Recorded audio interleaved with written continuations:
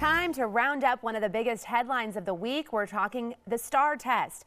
HISD told students there would be negative consequences for anyone who skips the STAAR coming up in May for grades 3 through 8. Those consequences could include mandatory summer school. A Houston Independent School District spokesperson says they sent out a letter to parents and it was not intended to be, quote, heavy-handed. But some parents say they definitely took the letter as a threat. So is Houston ISD misinterpreting the policy guidelines as parents suggest? That's our topic this half hour. We want to hear from you on Facebook and on Twitter. Be sure to use the hashtag Fox26forlife. Joining us live in our newsroom is our panel. It's led by our Fox 26 senior legal analyst, Chris Tridico. We have our public policy analyst, Jackie Bally, and attorney, Nomi Hussein. Good morning, guys. Good morning. All right, so is STAAR required by law, and can HISD require summer school for students who choose to opt out? Texas law requires that every student take the STAAR test every year for those grades that are required to take it. So yes, they are required to take it. They don't have an opt-out provision in Texas yet. I think it's coming, but they don't have one yet. And right now, HISD is in the right in saying there will be negative consequences.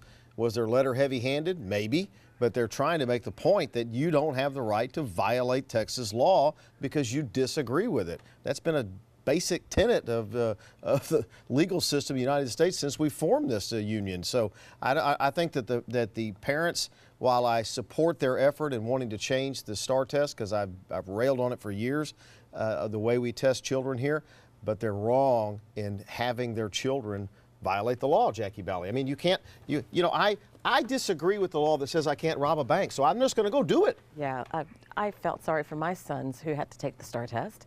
I think there are some serious issues with STAAR testing that I personally have issues with, but I did not ever mention to either one of them, hey, why don't you stay home from school today? Right. Why don't you skip school?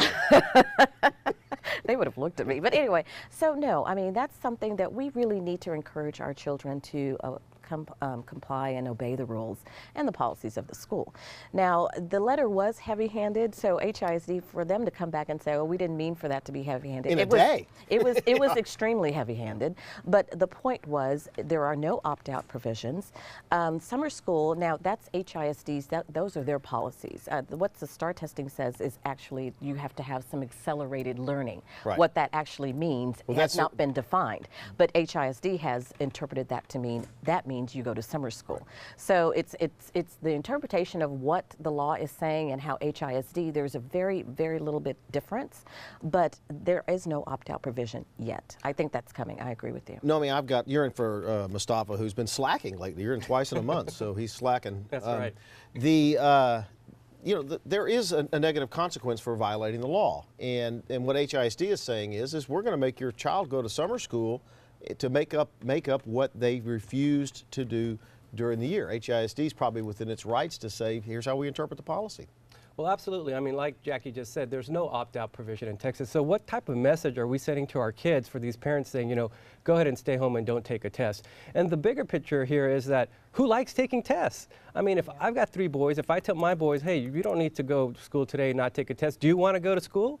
They're going to be like, no, I want to stay home and watch cartoons. So, I mean, this whole debate about opting out of tests, that doesn't make any sense to me. I mean, we go to school, and this is one of the benchmarks we use to see how the teachers are doing and how we compare our school district to other school districts in this state and around the country.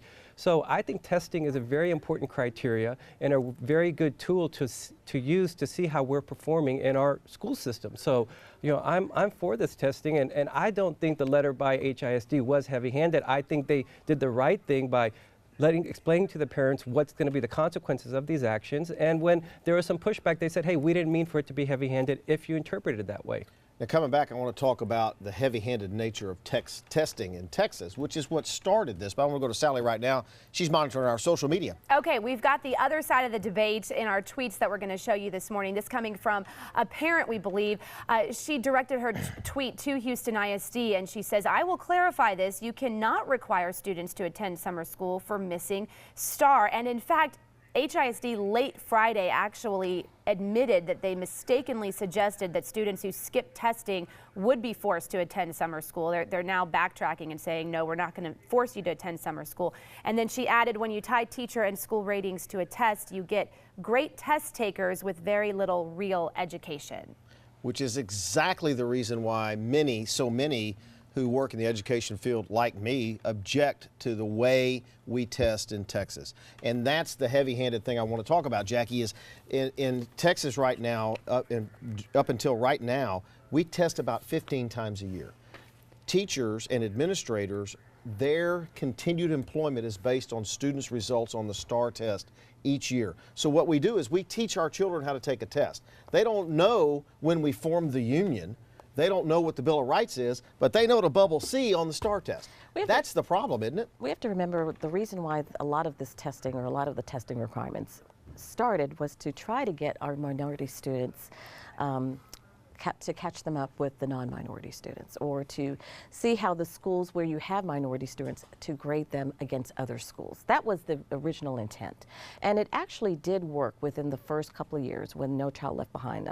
The Department of Education put out some studies, and they said that within the first 7 years of that law, combined to 28 years behind before that, that the testing had elevated minority students, which was the true intent. Now, the way each state has now interpreted that law and the way we are doing testing, many, especially those in the education field, have felt that it's gone overboard and beyond.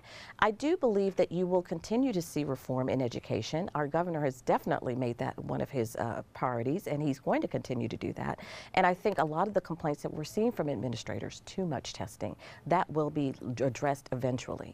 Well, the problem that educators see is not only too much testing, but forcing us to teach the children how to take this one test so that we can meet the No Child Left Behind or the state guidelines so that we can keep working. That's the problem, isn't it? Wouldn't it be better just to have a test where we're going to say, Jimmy didn't do well in math, so let's teach Jimmy some more math? I mean, I guess in a perfect world that would be a good solution, but the reality of the situation is simply this. We're a test-taking society.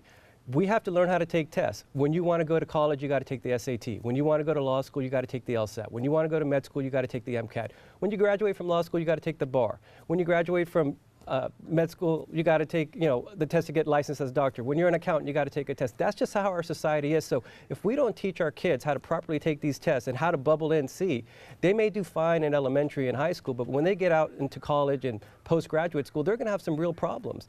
That's just the way our society is, and we need to change it from the top down and not from the bottom up.